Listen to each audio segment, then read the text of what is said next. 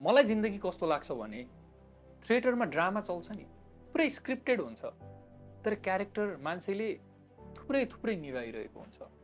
त्यस्तै हाम्रो जीवनको पनि स्क्रिप्ट फिक्स छ, हामीले त्यसलाई आत्मसात गरेर त्यो क्यारेक्टरको भूमिका निभाइरहेको छौँ जस्तो लाग्छ। त्यही भएर तपाईँले के सोच्नुहुन्छ जीवनको लागि, कसरी लिनुभएको छ त्यो कुरा मलाई थाहा भएन, तर जति पनि समय हजुरले पाइराख्नु भएको छ आफूलाई दिनुहोस्, आफूलाई माया गर्नुहोस्, आफ्नो लागि लड्नुहोस्, आफ्नो लागि गर्नुहोस्, आफ्नो खुसीको खोज्नुहोस्।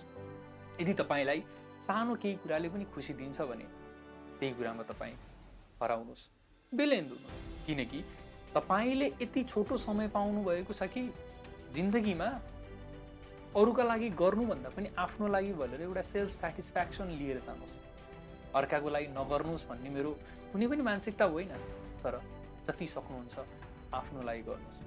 फेरि आफ्नो लागि गर्छु भनेर लुटेर चाहिँ हिँड्ने भनेको होइन।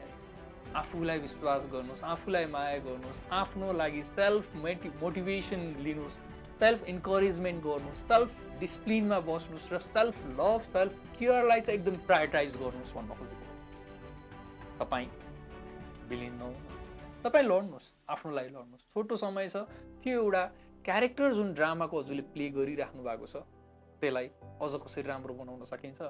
त्यो स्क्रिप्टेड छ भने त्यो स्क्रिप्टलाई मोडिफिकेसन गर्नुहोस्, किनकि अझै त्यसमा फुल बुट्टा गर्नुहोस्, रङ भर्नुहोस् र जिन्दगीलाई अझ हर्ष उल्लासका साथ मनाउनुहोस्, किनकि यो त एकचोटि मात्र पाइने चिज हो। राम्रो बनाउनुहोस्, शुभकामना तपाईँ।